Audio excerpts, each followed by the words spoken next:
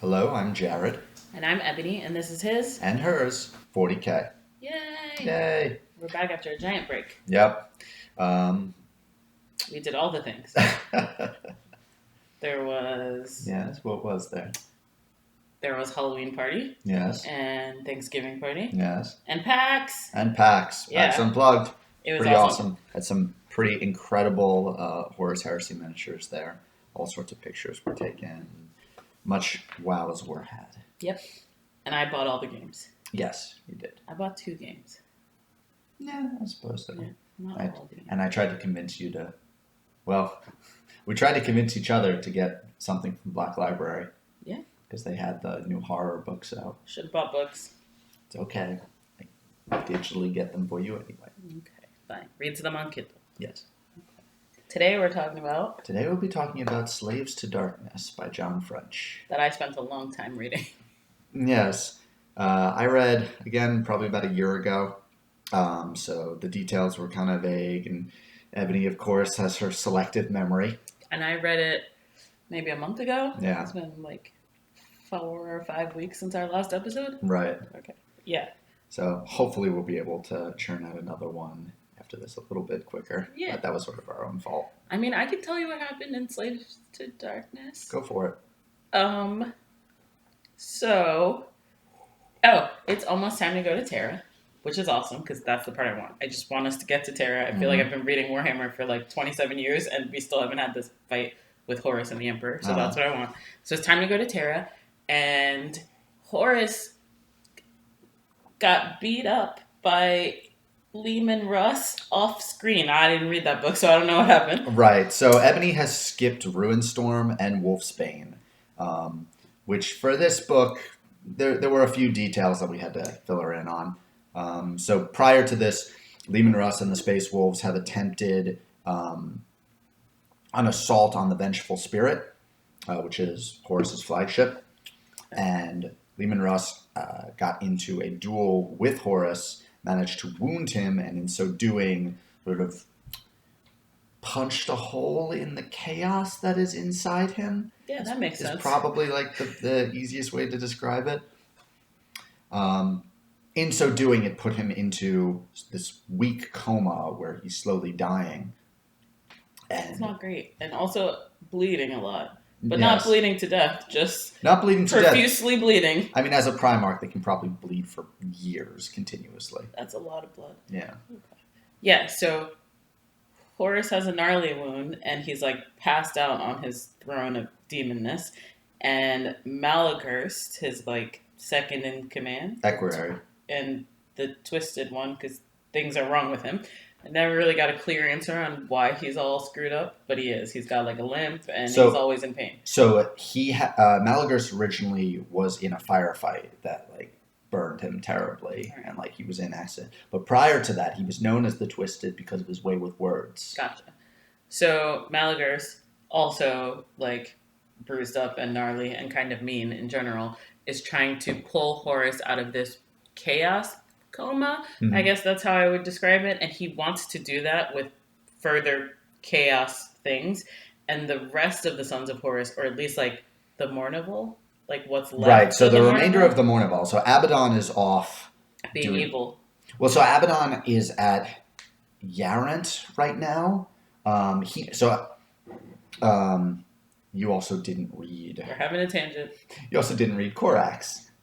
Which is basically, you did not. You read Deliverance Lost. Same thing. Dude's a bird.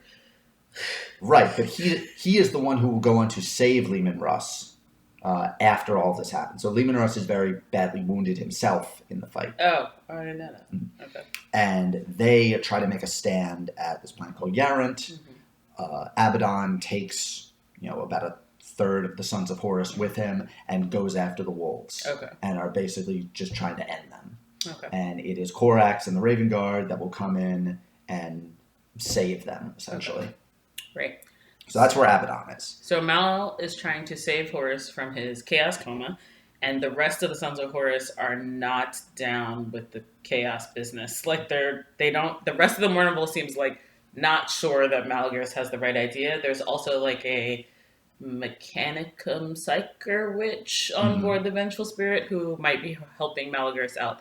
Anyway, what Malagris is trying to do at potentially Horus's behest, probably Horus's previous orders, Oh, were yeah. to get the rest of his evil brothers to come together and make a push towards Terra. And the rest of those evil brothers being Mortarion, Lorgar, Angron, and Perturabo, and in theory, Fulgrim. Fulgrim Yeah. and Kurz and Magnus and Alfarius, basically Yeah, all of them. yeah. With But we don't get to Kurz in this book, do we? well, part of it is no one knows no where one he on is. this side of the Ruin Storm has any idea where he is. That's because he's with Lofty, Angry, and Angsty in the fake Imperium. Yes. Right.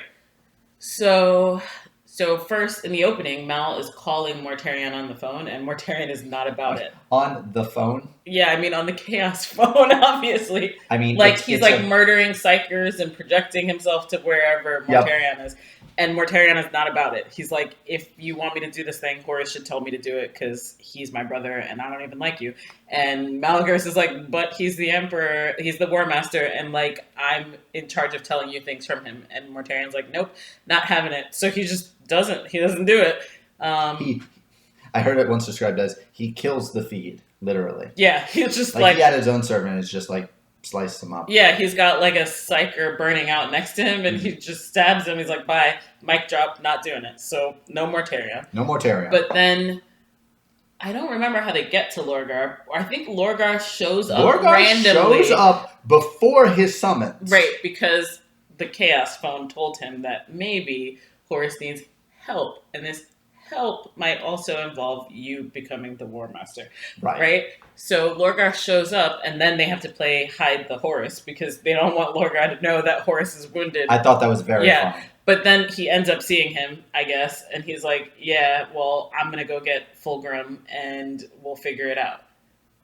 And also, Argonis, who is also an equerry to the War Master. No. So Argonis was originally sent as sort of a representative of the Sons of Horus to Perturabo. Right. And he's sent out again to gather Perturabo And bring him back. after the craziness that was Talarn. Okay. Yeah, so Argonis goes to get Perturabo. Perturabo seems not thrilled to see him, but he's like, I guess I could do this thing. I have to stop fighting these Ultramarines because he's fighting some Ultramarines. Right? He's like doing something, and Argonis is like, yeah, we'll come. But Perturabo's like, also, we need to go to this place and meet these like dark people and talk about some secrets. No. So they went to you're talking about Sarum. Yeah, and then they get it. Well, so Sarum was their clue to figuring out where Angron was, because Sarum is the Forge World that supplies the World Eaters. That's right. And Perturabo's like, I could probably get Angron and bring him with us. So they go after him, but in the going after him, they kind of also get a demon of an angry murder. So they go to Sarum, and in the heart of Sarum, basically their connection, they find, I believe it's an undivided demon. Okay. Basically meaning it's not actually tied to any of them. Yeah. It was bound there to help make weapons. Yeah. And it's okay with that for two reasons. One, it really likes making weapons. And two, while it's bound there, it's kept hidden from the Chaos Gods. Right. And so in giving it a new host that it comes along with it, and who becomes that host? Volk? Volk. Right, yeah. Right. So Volk was was originally one of Perturabo's like more favored. Yeah, and apparently good friends with Argonis, because Argonis is kind of like pissed that his friend is now fire gun demon terminator. Yeah. So previously Volk and Argonis, before they became more like command positions, were both pilots in their respective legions, which is pretty rare because you don't hear much about pilots among the legions. Yeah, I think there's like a flashback scene of them like fighting together and piloting together in like a dogfight in space. I thought that was pretty neat. Yeah, it's pretty neat. And Argonis seems likable enough. Volk doesn't seem super likable, but he becomes a demon very quickly. So Volk has much more personality in Talarn. Okay. Where the two of them also interact, and Argonis is trying to figure out what Perturabo is even doing on Talarn, and while Volk is actually trying to fight the battles of Talarn. In the end, Volk does not accomplished what he needed to do at Toulon, Okay. and his position, like where they first find him on like Mm. sort of the front lines, is punishment. Mm. He's basically he's lost favor of Gotcha. Perturabo because of that, and so Okay. he is much grimmer than he used to be. Gotcha. And then, so that's happening. Perturabo is going after Angron, and they have a big fight scene, which is pretty cool. It's like all of like Perturabo's warriors making like a shield wall around Angron's crazy, because Right. that's how they fight. It's Yep. just craziness, and that's pretty cool. And I think when Angron and Perturabo are fighting, maybe the Ultramarine show up. An enemy shows up, and they have to decide that they're gonna like coordinate together, fight this enemy, and escape the system that they're in. Definitely an enemy shows up. I don't remember this. Yeah, like that's how that's how Perturabo gets Angron. He's like, we could just kill each other because, you want to kill everything, or we could do this thing and escape back to wherever we need to go. And Huh. I think it's that enemies show up and they need to jump back to Horus or whatever. And Angron is like, I guess. So they do that. Meanwhile, Lorgar, who showed up unannounced Mhm. to play Hide the Horus with Malagers, is like, yeah, I will go get Fulgrim and maybe Magnus. I'm not really sure how we got Magnus. I think Magnus just appeared. Just showed up. Yes. Yeah. He's got his own story. We may or may not cover that at some Yeah, point. so Lorgar's like, I'll go get Fulgrim. And so he goes down into the secret webwayness beneath a planet, and there's like lots of Well, chaos so magic. who does he find there? Do you remember Actea, Nope. the Oracle, the Ashen Saint? I thought she was there. She was just there when he got there. Well, yes. Right. That's not finding. I thought he knew she was there. She's basically the guide for the portion of the webway that can lead them to Fulgrim.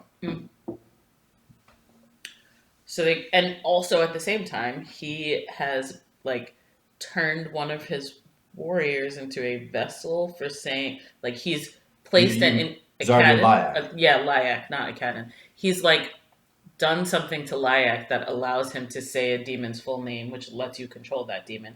And foreshadowing, you don't know who that demon is, right?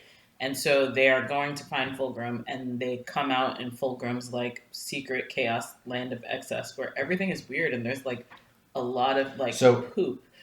Well, so they travel through the webway, and in so doing are attacked by the excesses of Slaanesh, essentially. Which are mostly poop.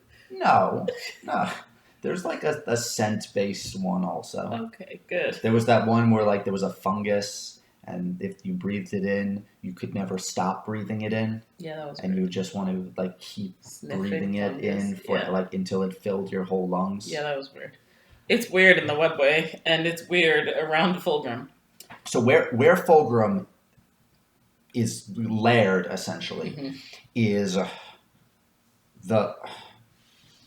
I would describe it as the post-birth womb of Slaanesh. It sounds not great. No, it's not. It's basically like after a birth, the cavity where the child was. Great. So they're hanging out in a post-birth canal, Yes. and Fulgrim seems to be loving it. He's Yes. like full merman now. Mhm. He's got like a tail, but he's still really pretty. He's got extra arms. Well, so he became that. Right, I previously. remember. Yeah. Yeah, he's got extra arms and a tail, and it's great. And he also has a snake that I want to say is named Nagini, but definitely isn't, because that is a snake in Harry Potter. But he's got like a snake demon. Nagiri? Megamaki. That's a Japanese food. What? There's an N and some I's in it. Oh, you mean Nakari? There you go. It's very Nakari. close to Nagini. So Nakari. It's one letter away. Nakari in Warhammer Fantasy actually has a very like deep history. Okay. It's like is one of the most powerful servants of Slaanesh. Gotcha. This is really, as far as I know, the first time that she's shown up in 40K. No, I feel like she was with Fulgrim when he became a. Yeah, I feel like I remember this snake demon being a Fulgrim thing before now. Like, I was Really? not surprised when I saw it. I was like, oh yeah, that's his like snake demon friend. Anyway, Lorgar shows up there and he's like, you gotta go with us. And Fulgrim's like, nope, I want to chill here in this womb and like have a lot of poop and like watch weird things happen and pet my demon snake. And then like Lorgar pulls out Lyak and makes him say Fulgrim's name, and Hmm. now Fulgrim is a slave to Lorgar, Yep. which is definitely going to cause some future tension. Um, so Fulgrim is a slave to Lorgar, and and then is that when Magnus shows up? No. Yeah, it's at the end. Magnus is just like poof, here I am, got one eye. I mean, he's always had one I eye. know, but well, you don't know that. It depends on who looks at him. Yes. It's shifting. No. He always has one eye, but it changes whether it's an eye with a scar, Okay. an eye with like a blank spot, or a literal cyclops, like in the Mm, middle. gotcha. So then they are heading back to Horus. Well, so while they're doing that, Mm-hmm. Malagurst is performing a ritual to try and save Oh, that's right. Horus. He's having like a out of body chaos experience with Horus in the warp, I guess. Like Yeah, he slits his own he slits his throat own throat. and is bleeding out under Horus, and that lets them talk to each other in the chaos. Yes, Yeah. yeah, it's basically the warp. And then I think Horus is like, yeah, I'm not about this. I Well, don't want so to give well, over so myself. Horus is switching between a whole bunch of different like time points Yeah. essentially. When he's at Ulinar, Right.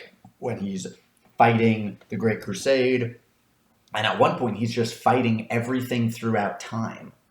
Which some of the descriptions of the things he's fighting are quite interesting. Because one of which I'm pretty sure is, you wouldn't know this, but they're like striders, like they're three-legged sort of spindle walker things Okay. that were used. You don't know what a Blackstone fortress is, but basically Nope. by the old ones. Okay. And then there's also at the same time descriptions of what are Necron monoliths. Okay. You remember who the Necrons are? Nope. Never mind that. I'm always disappointing you. I feel like you have to set your expectations a little bit lower. The Necrons were those that fought the old ones in the War of Heaven. I feel like I don't know anything about what you're talking about. Oh. Like, I have no idea what you're talking about. Well, I guess this is as good a time as any to give this rant. So, long ago, Okay. around 60 million years ago, That's a long time ago. yep, you had the old ones. Mm-hmm. The old ones existed. They basically were masters of the warp, masters of all of creation for the most part. So they were the emperor. No. They were better. We don't know exactly. Okay. Also, they might be lizards of some sort. Sure. They fought a race known as the Necrontyr, Okay. which were sort of this weak, almost sickly race Okay. that were jealous of the old ones. And The Vidians. yes, actually, that's not a bad The comparison. Vidians. Yeah. However, the Necrons teamed up with essentially, they're not the Chaos Gods. Okay. They're sort of like Chaos Gods of the Materium rather Okay. than of the Immaterium, Sure. known as the Catan. I know. Okay. C''TAN. Okay. Yeah. And these Add are. wood. Stop it. The Catan gave upon the Necrontyr or sort of tricked them into servitude, Okay. giving them something called biotransference, which would let them leave their biological bodies and turn them into these mechanical constructs. Okay. However, in so doing, it enslaved the majority of the Necrons to the Catan Okay. to fight the wars against the old ones. Okay. Now, the Catan also. She stepping back a How moment. many people are going to watch this video thinking we're talking about Catan? No one. All right. Tell me about the Catan. This became known as the War in Heaven. Okay. As part of this process, the old ones created races to fight for them against the Necrons and the Catan. Okay. What races do you think they created? The Eldar. And The Orcs. yes. Okay. And so those two races were used to fight the Necrons and the Catan. However, the turmoil of all of this ended up creating the Chaos Gods. Okay.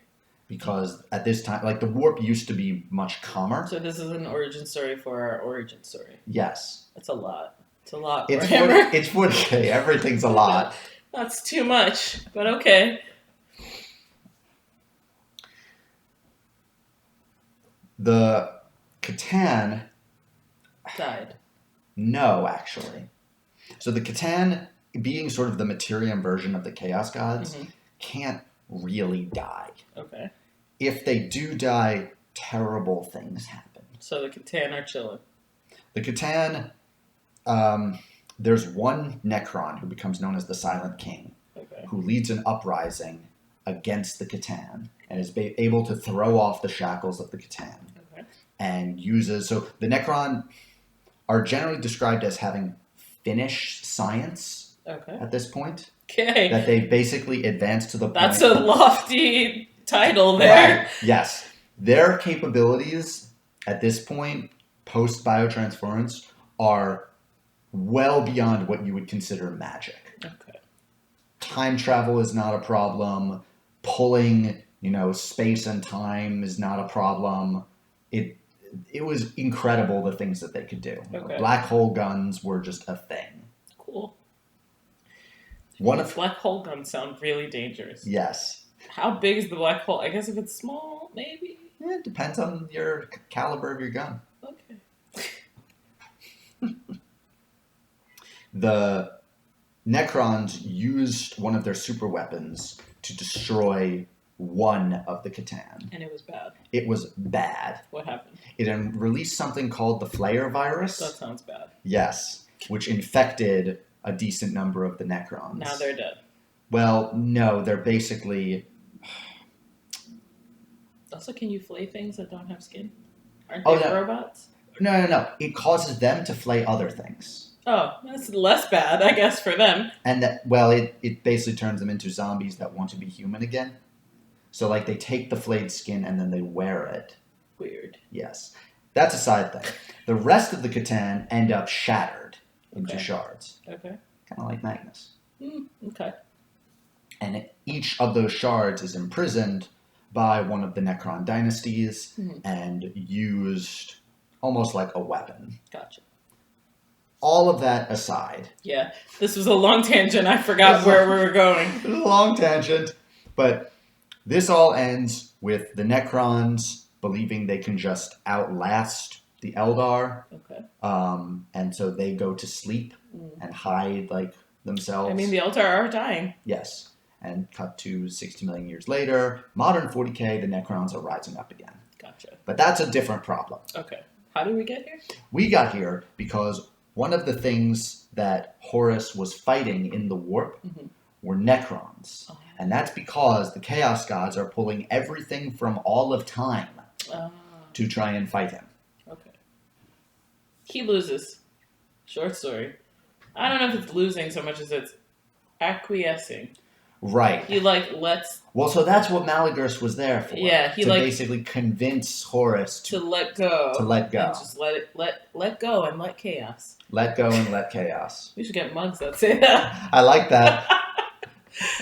Yeah, so he does. He lets go and we have Horus again. Well, that's near the end. Yeah. And what happens to cause that, though? I don't remember. Malagurus dies. Oh, I guess he is dead. Yeah. I feel like I couldn't remember if he survived or not. No, he bleeds out. I got so distracted by Fulgrim, I stopped caring about Malagurus. One-track mind about Fulgrim. I know. He's great. Why? I mean, I liked him better when he wasn't a merman. But otherwise... He's not a merman. He's a snake man. Yes. Yeah. In my head, he's like that.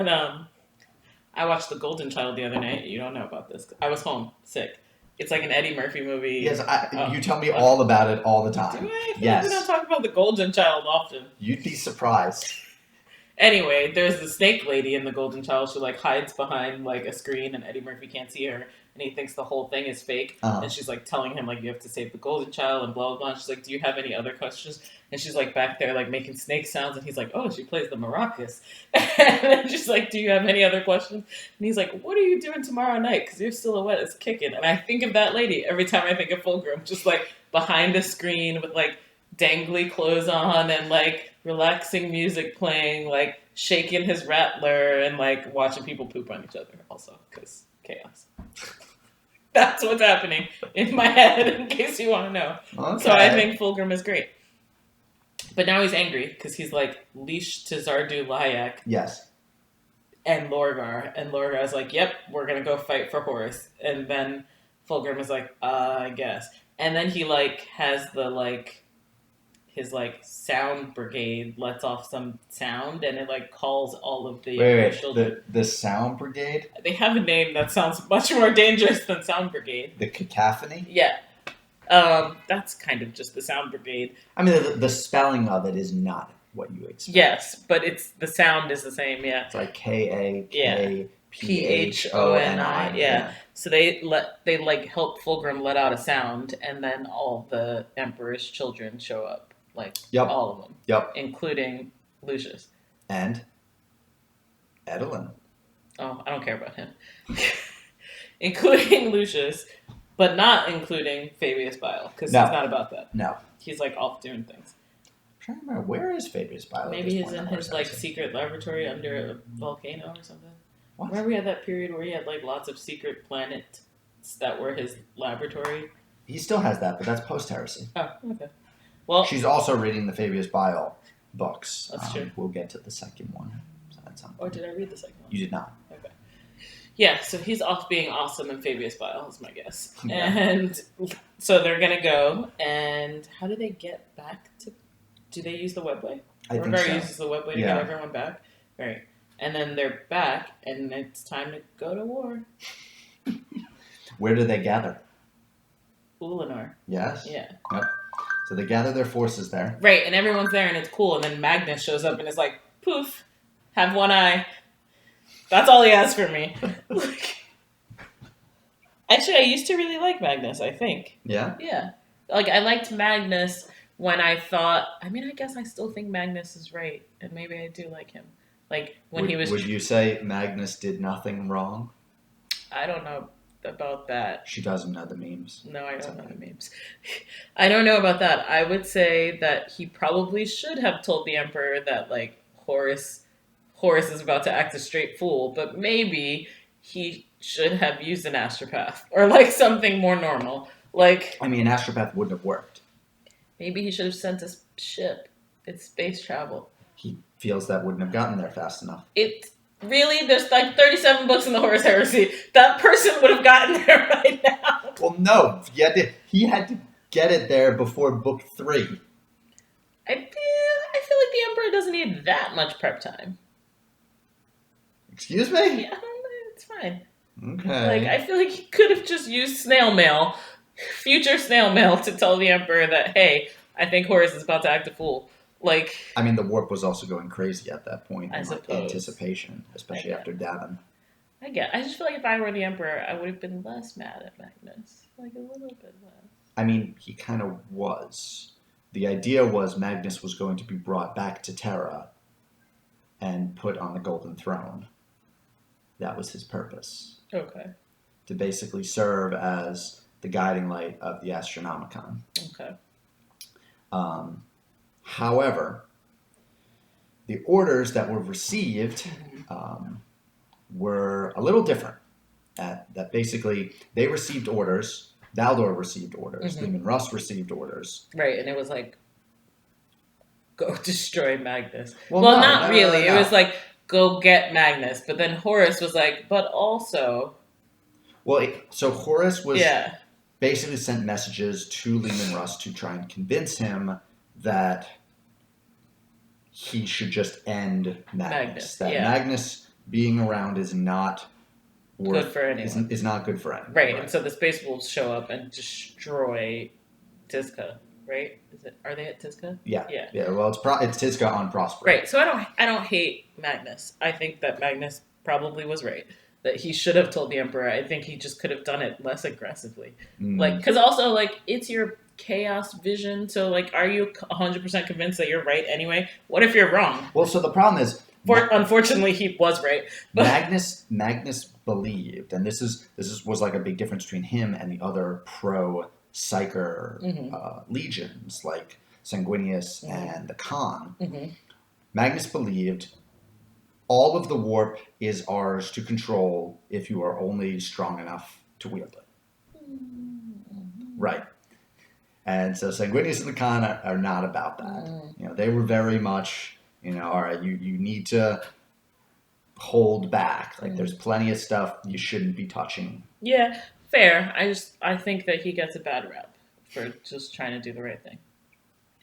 Well, that makes you one of 50% of the 40K fandom.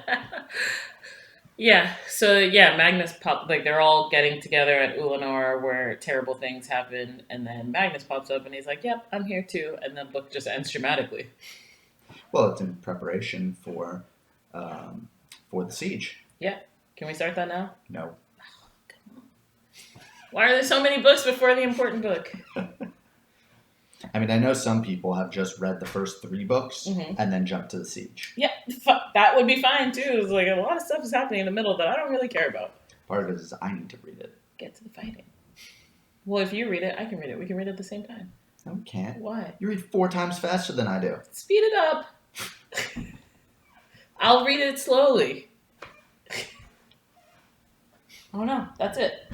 Any other news? Any other news? So, let's see. What's your favorite thing you did at PAX? Unrelated to 40K. I mean, you could have done something related to 40K. I did. What'd you do? I saw a whole army of Night Titans, which were pretty cool. Imperial Titans. Nice. They were pretty cool, all painted in orange. Mm-hmm. We did see minis. I thought minis were cool. Yep. There was Blood Angels versus Thousand Suns, I think. I don't know. What else was going on? That's my favorite thing? I don't know. My favorite thing is probably not Warhammer related. It's okay. Emily and I played a game called Oh No You Don't, which I really enjoyed. I didn't think I would. We just got it because it was available, and we're like, I guess it's fine. But then the gnomes get drunk and beat each other, and it's a race, and it was fun. But we also played a really fast card game. We like beta tested, I guess, like play tested is what it's called in gaming, called Crystal Chaos, which you can kickstart, I think. You couldn't buy it, I thought, and it's just it's a game about having a card in your hand at the end of the game, and all of the cards are like make your opponent switch cards and like pick up 3 cards from it. It's like it's very fast, and on your turn you're just playing a card and picking up a card, and it was fun. We were sitting next to the like makers who were play testing it, and they were like, can we sit here? Because it's super crowded. It was Saturday. And then they were like, you can sit here if you play this card game. And we were like, yeah, sure. And it was great. Nice. Yeah. We need to pick our next book. What is it going to be? So The Siege of Terror. It's not going to be The Siege of Terror. It's never going to be The Siege of Terror. No. We could do... we could make it Ruinstorm. You're obsessed with the Ruinstorm. Is it good? Is Ruinstorm good? It's by David Andel, who you like because he wrote Damnation of Pythos. I did like it. Definitely pushes his horror buttons. Okay. So that would be a pretty good option. Okay. You're back into Gaunt's Ghost. I am, and we can't remember what is the last Gaunt's Ghost book that I read, 7 years ago. No, I know which Gaunt's Ghost book you read. So you're caught up to me now? Yes. Okay, yeah, so I can read the next one. I think you're past me. No, sorry, I think I'm past you. All right, so I can read the one you're reading now then? Yes. Okay, sweet. So I'm going to read that Gaunt's Ghost. I mean, I'm reading Sabbath Worlds, which is like a short story anthology, but you don't need to. You can read Blood Pact. Okay. Sweet. That's it from us. Yeah, maybe Blood Pact will be our next one. Ooh, just popping around. Yep. I guess it's his and hers 40K. Yep. It's not his and hers Horus heresy. That's true. That would be too many H's. That'd be a lot of H's. H. Yes. That could be our logo.